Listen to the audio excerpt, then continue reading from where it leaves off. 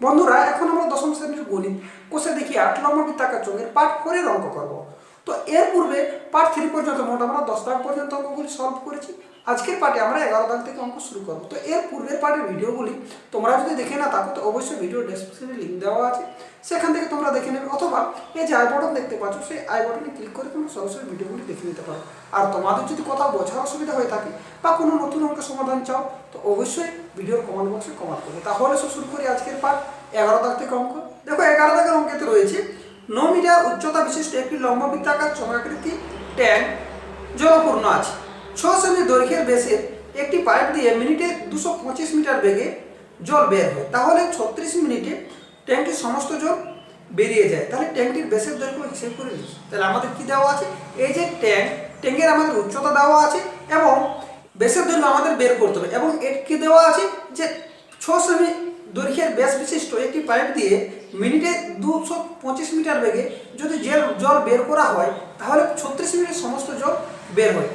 তো যেহেতু আমাদের ট্যাঙ্কের ব্যাসের দৈর্ঘ্য নির্ণয় করতে বলা হয়েছে, অতএব আমরা ট্যাঙ্ক ব্যাসার্ধের দৈর্ঘ্য ধরে নেব আর ধরি। তো দেখো ট্যাঙ্কের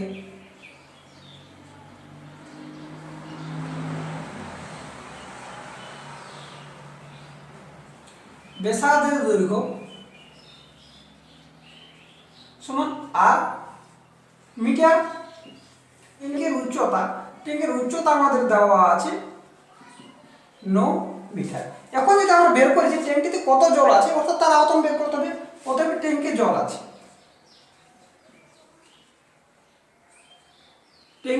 আছে, কত জল থাকবে, যত তার আয়তন মতো জল থাকবে। যেহেতু ট্যাঙ্কটি আমাদের লম্ব বৃত্তাকার চক্রাকৃতি, অতএব এর আয়তন যদি বের করতে, এর আয়তন কি হচ্ছে, এর আয়তন হচ্ছে পাই আর স্কোয়ার এইচ। তো পাই অর্থাৎ আমরা কি ধরে নেব 22/7 গুণিত আর স্কোয়ার, অর্থাৎ এখানে আর ইন্টু এইচ সমান আমাদের দেওয়া আছে 9। এখন এই যে আয়তন সমান কি হয়ে যাবে ঘন মিটার। তাহলে ট্যাঙ্কে জল আছে কত, এত ঘন মিটার। এখন আমাদের যে পাইপ, সেই পাইপের কি দেওয়া আছে যে পাইপের ব্যাসার্ধ। তো দেখো পাইপের আমাদের ব্যাস দেওয়া আছে, সেখান থেকে আমরা সরাসরি ব্যাসার্ধ বের করে নেব। আমাদের পাইপের ব্যাসের দৈর্ঘ্য দেওয়া আছে 6 সেমি।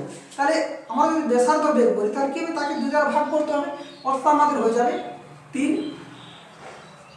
সেমি। এখন দেখো এই ট্যাঙ্কে যেটা আমরা বের করেছি সেটা কি বের করেছি, মিটার ধরে নিয়েছি। তাহলে এটা আমরা মিটার যদি করি, কিন্তু যদি সেন্টিমিটারকে মিটার করা হয় তাহলে 100 দ্বারা ভাগ করতে হয়, অর্থাৎ আমরা কি পেয়ে যাবো 3 সেমি সমান আমরা পেয়ে যাবো 3/100 মিটার। এবং পাইপের যে উচ্চতা, সেই পাইপের উচ্চতা আমাদের কি দেওয়া আছে, পাইপের উচ্চতা দেওয়া আছে, পাইপ 1 মিনিটে যত বেগে জল বের হয় সেইটাই পাইপের উচ্চতা। তাহলে আমরা কি করি, পাইপের উচ্চতা সমান আমাদের কি দেওয়া আছে বইতে 225 মিটার। এখন 1 মিনিটে কত জল সেচ করতে পারি, অর্থাৎ এই উচ্চতার পাইপটির যে আয়তন, সেই আয়তনটাই 1 মিনিটে জল সেচ করতে পারে। অর্থাৎ আমরা এখানে লিখতে পারি সরাসরি 1 মিনিটে জলসেচ করতে পারে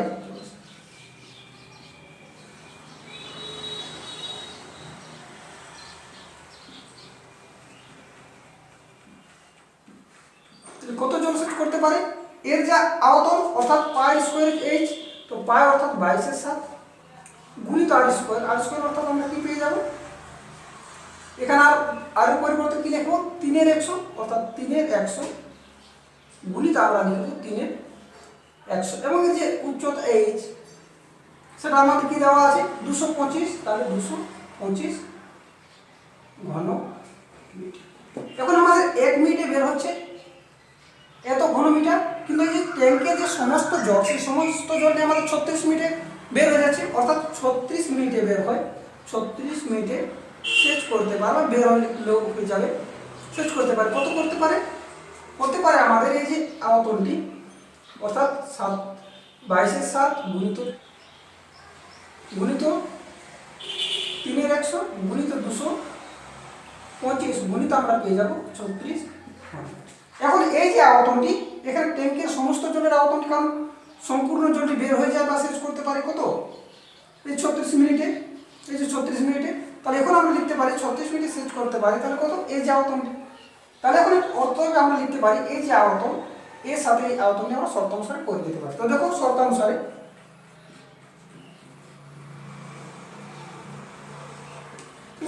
আমরা লিখতে পারি এই যে আয়তনটি, অর্থাৎ এখানের আয়তনটি 22/7 গুণিত r² গুণিত আছে আমাদের 9 সমান আমরা কি পেয়ে যাব, সমান আমরা পেয়ে যাব 22/7 গুণিত 3/100 গুণিত আমরা পেয়ে যাব 3/100 গুণিত আমরা পেয়ে যাব 225 গুণিত আমরা পেয়ে যাব 36। এখন তো উভয় দিকে যেহেতু 22/7 রয়েছে, আমরা সরাসরি 22/7 গুলো কেটে নেব, বা এখন যদি আমরা করে নিই সরাসরি r² সমান আমরা কি পেয়ে যাব, এখানে পেয়ে যাব 3/100 গুণিত 3/100 গুণিত 225 গুণিত 36 গুণিত আমরা পেয়ে যাব 1/9, কারণ 9টি আমাদের 1/9 হয়ে যাবে। এখন যদি আমরা কাটাকাটি করে নিই তাহলে দেখো পেয়ে যায় 4/9=36, অর্থাৎ 4, এবং এটি তোমরা 5/25 দ্বারা কেটে নিই, তো আমরা জানি 9/25 হয়ে যায় 100, এবং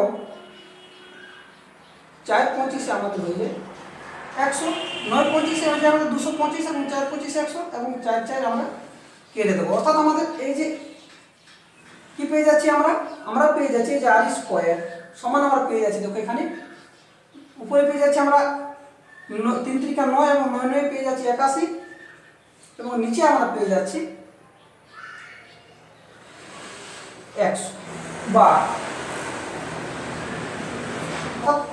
√81/100। তো এখানে আমরা জানি 81 বর্গমূল 9 এবং এর বর্গমূল আমাদের হয়ে যায় 10। তাহলে এই যে আমরা উচ্চতা ট্যাঙ্কের ব্যাসার্ধের দৈর্ঘ্য ধরেছিলাম আর মিটার সমান আমরা কি পেয়ে গেলাম 9/10 মিটার। এখন যদি আমরা বের করি যে ট্যাঙ্কের ব্যাসের দৈর্ঘ্য কত, যদি আমরা সেন্টিমিটার করি তাহলে কি পেয়ে যাব, অতএব ট্যাঙ্কের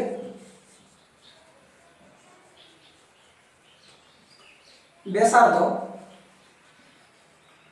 সমান আমরা কত পেয়ে গেলাম 9/10 মিটার। একে যদি আমরা সেন্টিমিটার করি তাহলে 100 দ্বারা গুণ করতে হবে, কি হবে, অর্থাৎ 9/10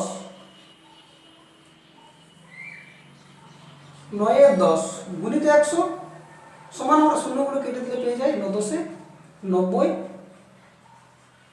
সেমি। এখন যে ব্যাস সমান ট্যাঙ্কের ব্যাস যেহেতু আমাদের চাওয়া আছে, তো ব্যাস সমান আমরা কি জানি, ব্যাসার্ধের দ্বিগুণ, অর্থাৎ ট্যাঙ্কের ব্যাস সমান আমরা পেয়ে যাবো যে ট্যাঙ্কের ব্যাস সমান আমরা কি পেয়ে যাব 90 গুণিত 2 সমান আমরা পেয়ে যাব 180 সেমি। তাহলে আমরা কি পেয়ে গেলাম, এই যে ট্যাঙ্কের ব্যাসের দৈর্ঘ্য তা পেয়ে গেলাম আমরা 180 সেমি। তাহলে আমাদের 11 দাগের অঙ্ক শেষ। এরপরে এসো আমরা 12 দাগের অঙ্কটি সলভ করি। 12 দাগের অঙ্কে রয়েছে সমান ঘনত্বের একটি লম্ববৃত্তাকার কাঠের গুঁড়ির বক্রতলের ক্ষেত্রফল 440 বর্গ ডেসিমিল।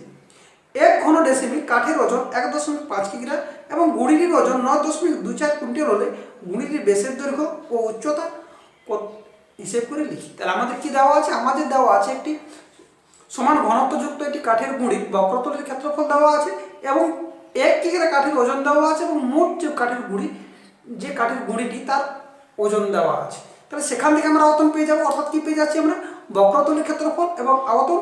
সেখান থেকে আমাদের যে গুঁড়িটির ব্যাসের দৈর্ঘ্য এবং উচ্চতা তা আমাদের বের করতে হবে। তাহলে এসো করি।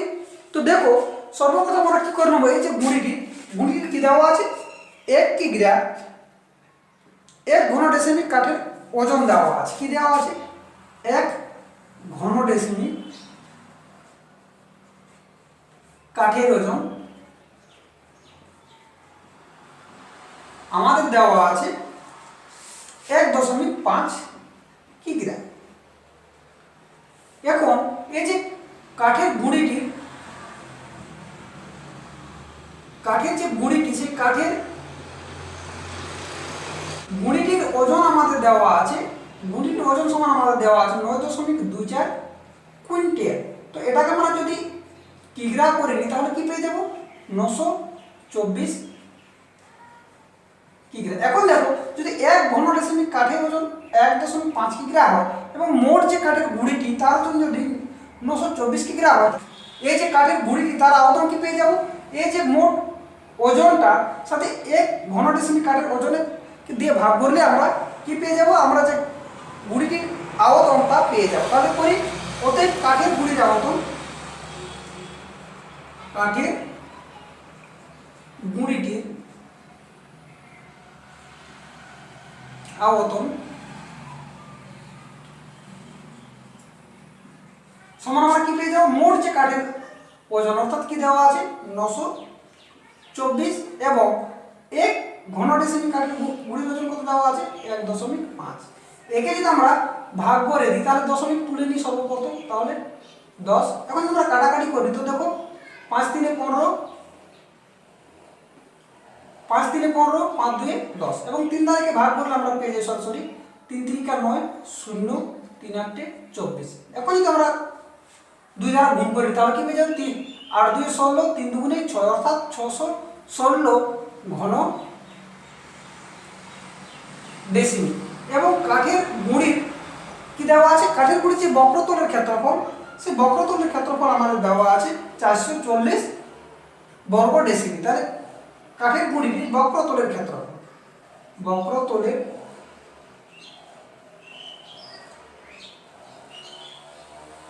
ক্ষেত্রফল সমান আমাদের দেওয়া আছে 440 বর্গ ডেসিমিল। তোমরা অঙ্কটি দেখো যে 10 ভাগের যে অঙ্কটি রয়েছে সেই অঙ্কটির মতো পুরোপুরি হয়ে গেল। তাহলে সেই নিয়মে করে নেবো। তো আমরা কি করবো, অর্থাৎ ধরে নেবো যে ধরি কাঠের গুঁড়িটির বেসের দৈর্ঘ্য আর ডেসিমিটার এবং উচ্চতা ধরে নেবো h ডেসিমিটার। তাহলে ধরি কাঠের গুঁড়িটির ব্যাসার্ধ সমান আর ডেসিমিল এবং একই লাইনে লিখে দিচ্ছি এবং উচ্চতা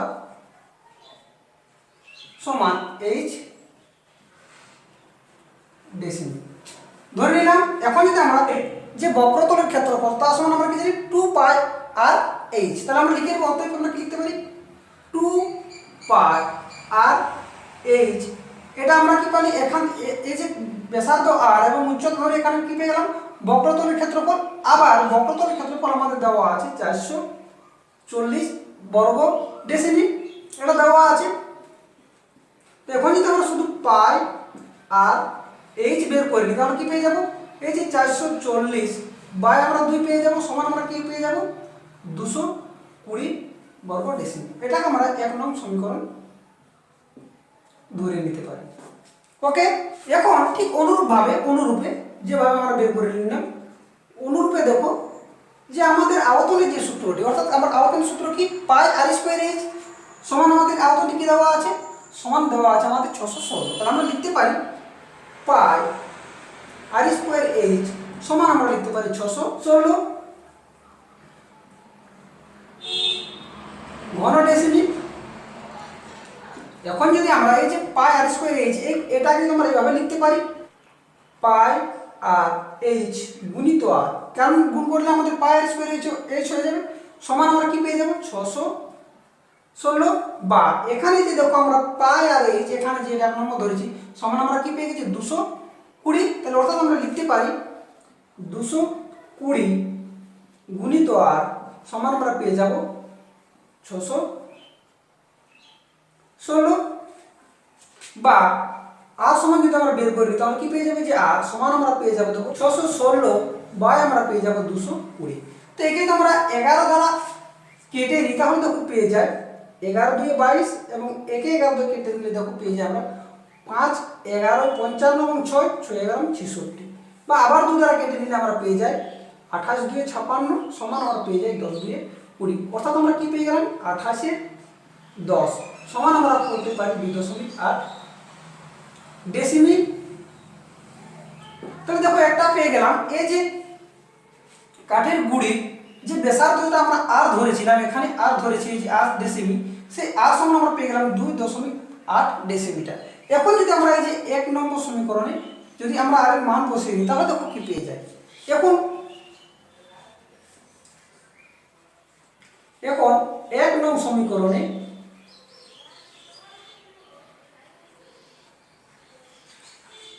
আর এর মান বসিয়ে পাই, তাহলে আর এর মান যদি আমরা বসিয়ে দিই তাহলে কি পেয়ে যাবো, এখানে রয়েছে পাই আর h, তো পায়ের পরিবর্তে আমরা সরাসরি লিখে দেবো 22 এর 7 গুণিত এখানে আর পরিবর্তে আমরা কত পেয়ে গেছি 28 এবং এই যে এইচ গুণিত এইচ সমান আমরা পেয়ে গেছি কত 220। তাহলে সরাসরি আমরা লিখে দেবো 220। বা এখান থেকে আমরা সমাধান করে নিতাম, যদি দেখো এটা আমাদের কেটে যায় 4 7 28, বা আমরা এইচ সমান তাহলে সরাসরি পেয়ে যাই দেখো 220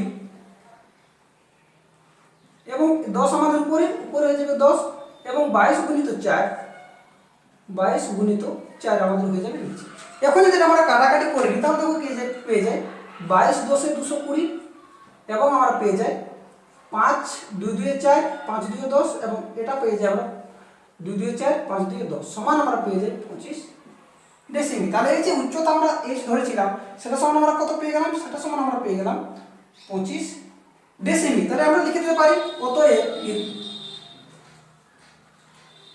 ব্যাস সমান আমরা কি পেয়ে যাব, ব্যাস সমান আমরা পেয়ে যাব 2r, অর্থাৎ আমরা লিখে দিতে পারি সরাসরি 2.8 গুণিত 2 সমান 5.6 ডেসিমি। কারণ আমরা ব্যাস ধরেছিলাম আর, তাহলে ব্যাস সমান 2r হয়ে যাবে, অর্থাৎ 2টার গুণ করে দিলে হয়ে যাবে, অর্থাৎ আমরা পেয়ে গেলাম 5.6 ডেসিমি। এবং গুণিতির যে উচ্চতা, সেই উচ্চতা আমরা কি পেয়ে গেলাম, এই যে উচ্চতা যেটা আমরা এইচ ধরেছিলাম সমান আমরা যেটা আমরা এইচ ধরেছিলাম সেটা সমান আমরা কি পেয়ে গেলাম 25 ডেসিমি। তাহলে আমাদের 12 দাগের অঙ্ক শেষ। আজকের পাঠ এই পর্যন্ত। তোমার যদি ভিডিওটি হেল্পফুল বলে মনে হয় তাহলে অবশ্যই ভিডিওটিতে একটি লাইক করে দেবে। তাহলে কি হয়, এই ধরনের ভিডিও করার উৎসাহটা আমাদের বেড়ে যায়। এবং চ্যানেলটি যদি সাবস্ক্রাইব করে না রেখেছো তাহলে এখনই সাবস্ক্রাইব করে নাও এবং পাশে থাকা ঘন্টাটি অবশ্যই বাজিয়ে দেবে। তাহলে কি হবে, যখনই আমরা এই ধরনের হেল্পফুল ভিডিও আপলোড করবো সঙ্গে সঙ্গে নোটিফিকেশন তোমাদের কাছে পৌঁছে যাবে। তাহলে দেখা হচ্ছে পরের ভিডিওতে। এতক্ষণ সঙ্গে থাকার জন্য অসংখ্য ধন্যবাদ।